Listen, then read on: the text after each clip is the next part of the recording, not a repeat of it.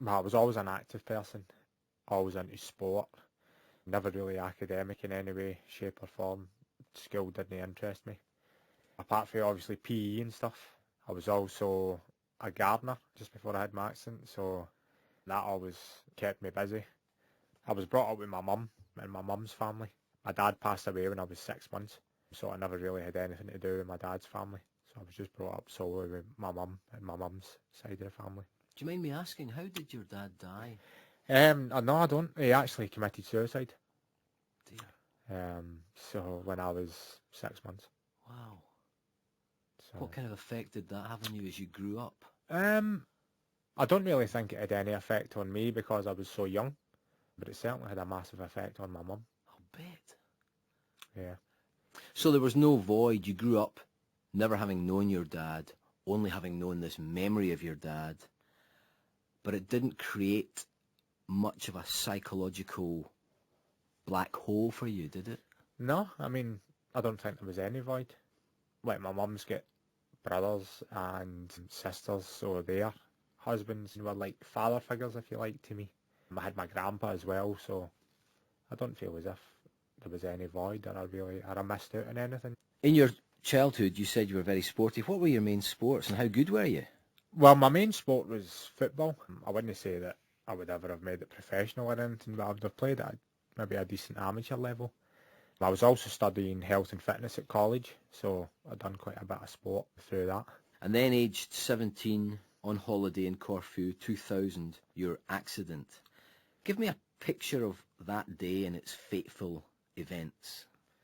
That day, well, it was obviously my first boys' holiday abroad, obviously without many adults. You're away with mates, were you? I was away with one mate in particular. He was in the Navy at the time, so it was a load of his Navy mates. And obviously just doing what lads do and holiday, really. Having a good time, obviously, without any adults there. Having a few drinks, and it was the 13th of August 2000. And it was at night it happened. It was actually in a nightclub. But just before it, I had done like one of these bungee jump type things. So I was quite hyper and quite pumped up, quite hyper through that. And when I went into this nightclub, and I just saw the swimming pool, and I just ran, and I just dived in, and I hit my head in the bottom, and broke my neck. I was instantly paralysed. As soon as I hit the bottom of the pool, I was paralysed. So to be brutal about this, some alcohol had been taken, you were in a playful mood, and it was kind of horseplay and fun that just went tragically wrong. Into roughly how many feet of water did you dive? Well, I'm quite tall. I'm like 6 foot. I hit the bottom pretty sharp. So, I don't know, maybe 2 or 3 feet of water. Dear. So, yeah, the bottom of the pool certainly came pretty quick. And you said you knew right away you had paralysed yourself. I knew right away. It was like, when I hit my head, it was like a bolt of lightning going through my body. And I just remember thinking, I had done a lot of silly things in the past, you know what I mean, and probably had a few near misses. And I thought to myself, you've done it this time. You know what I mean, you've done something bad this time. And I can always remember as well, obviously, I couldn't move, I couldn't swim or get myself up or anything. I'll always remember I could hear this voice at the side of the pool shouting, stand up, you can stand up. It's the shallow end. But I couldn't stand up because I couldn't move my legs. So I was just like, somebody help. And then again, somebody eventually did jump in and pull me up. Were you in terrible pain, or were you just numb? It's hard to describe. I was in pain, but not like the kind of pain you would expect. I think I was in more pain when they started moving me and stuff. That's when the pain sort of came in. Obviously I was in pain for my head, obviously, because I'd hit my head in the bottom and split my head open. But I was only really in more pain after when they started moving me and stuff like that. You've also said that you accepted your fate almost right away and almost without any raging anger. You just accepted it. I think because when I hit the bottom of the pool, pretty much knew exactly what I had done. I think I accepted it pretty much straight away. They took me to a few hospitals, different hospitals in Corfu, and done x-rays and scans, and I'll always remember my mate. I was in the back of an ambulance and my mate came into the back of the ambulance and he was in tears. And I just said to him, I was like, what's up with you? And he was crying, and I was like, what's up with you? And he's like, oh, nothing. I was like, what is it? Tell me. He's like, oh, the doctor says you're never going to walk again. And I basically just said to him, I was like, tell me something I don't know. So I knew, you know what I mean? I knew that it was bad. This accident paralysed you, I think, basically from the chest down. Yeah, You've still got your power and movement of your arms, Yeah. full movement.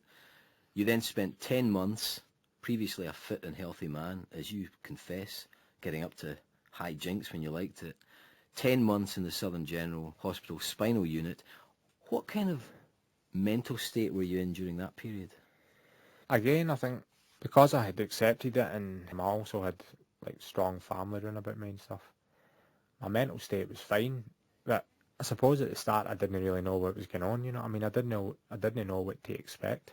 Although I knew what I had done, I didn't know what it actually led to. The things that it led to, you know what I mean? Basically having to learn to do everything for myself again, from scratch, like being a baby again.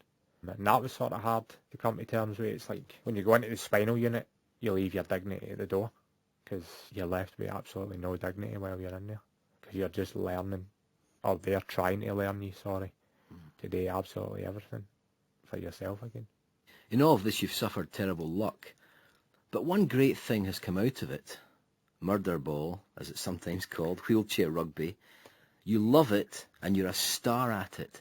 How did this come about? Well, it actually came about while I was in the spinal unit. It was through the physios at the time. They obviously try and promote sport as part of the rehab and stuff. And I heard about wheelchair rugby. And if I'm being honest, I thought it was a wind-up at the start. Because I'm like, wheelchair rugby, you know what I mean? Rugby in a wheelchair. That doesn't happen. But not true to their word, there was such a thing. And when I was discharged for the spinal unit, I went along and I gave it a go. At the time there was a club training in Falkirk, and I went along to training and I gave it a go and I pretty much fell in love with it straight away. I was like, this is kind of sport that I would have done before. So if I can keep doing a sport like this after, that's right up my street. And it's an amazing sport in some ways. I mean, a thrilling sport. I've watched matches on film just in the past week, and it can also be pretty brutal, can't it? It's a pretty brutal, fast, hard-hitting sport. I think everybody that, when they see it for the first time, that's their reaction to it as well. It's pretty surreal to actually see, obviously, guys in wheelchairs just going at it, hammer and tongs. Well, that's one of the fascinating things. I mean, Michael, you've referred to how politically incorrect it is. Of course you don't see wheelchair fights every day. But in this sport, as well as the tactics and everything else, there's wheelchair rammies crashing into each other, blocking each other. It's pretty fast and furious. It is very fast and furious. And as you say, it goes against everything politically correct. I mean, you're actually physically trying to hit somebody in a wheelchair over. You know what I mean? And it's like, when people see that, they're just like dumbstruck. They're like, what are these guys doing? Yeah, it's so spectator friendly, the game. It's unbelievable. Well, that's the other thing I've found. I mean, it's not often fashionable to say it, but I find a lot of disability sports not great to watch. I'll be perfectly frank about it. But wheelchair rugby, I have found pretty captivating. And when you were at the 2012 Paralympics, you guys played in front of booming crowds, didn't you, with the GB team? Yeah, every game was sold out, and I think the stadium held about 10,000. So we were playing in front of 10,000 crowds for every game. And as you say, for disability sport, that's quite unusual. So it just shows you actually the draw that wheelchair rugby has actually got. You starred for GB at the 2012 Paralympics. Next year we've got the World Wheelchair Rugby Challenge coming up. Do you feel in some ways enormously fulfilled by your sporting career? You must do. I don't know if I feel fulfilled just yet because I've not won a medal yet, and that being obviously a Paralympic or a world medal. I think I've achieved a lot, but I think there's still a lot more that I can achieve yet. When you see able-bodied sportsmen going at it full pelt with every functioning limb, when you think about your sporting background and the accident you had, do you ever feel anger or bitterness or a kind of searing regret? No, I don't think so. I think the only thing I get annoyed about is I train and compete just as hard as able-bodied athletes, just as hard as able-bodied rugby players, footballers, but don't get the recognition for it a lot of the time, so that's pretty annoying. You sound amazingly phlegmatic about it, as if you don't spend much of your time at all rewinding the tape and wishing you could go back to that night in Corfu and not do what you did. No, I don't, because I can honestly say that I've probably done more in my life since it happened than I probably ever would have done, because it gave me a different outlook in life. So I can honestly say that I've probably done more. I've travelled all over the world. I've been all over the world playing and training for a sport that I absolutely love. I've met people, made friends with people that will be friends for the rest of my life. It's just things like that that really make you realise, you know what I mean? Although something so life-changing happened to me at such a young age, I've still achieved so much in my life, and I certainly don't have any regrets. This is either a sensitive question or a daft question, or maybe both, but is there any connection between the tragedy of your father's suicide when you were just a 6-month-old baby and the kind of resourcefulness and the mental resolve and strength you have? Any connection between the two? I think that's a great question, actually. I think there is a bit of that there, aye. And I'll refer back to when I was in Corfu. I didn't know whether I was going to get home to Corfu alive or not. That's how bad a mess I was in. And I says to the doctors and the nurses, I was like, no matter what happens, you need to get me home alive, because I need to see Mum. Even if I wasn't really bothered, like, well, I say I wasn't bothered. It wouldn't have mattered so much to me if I got home and then I died. But I knew I had to see my mum one last time, because she wouldn't have been able to live with that if I had died earlier. She wouldn't have been able to cope with that. So I think there is a bit of that.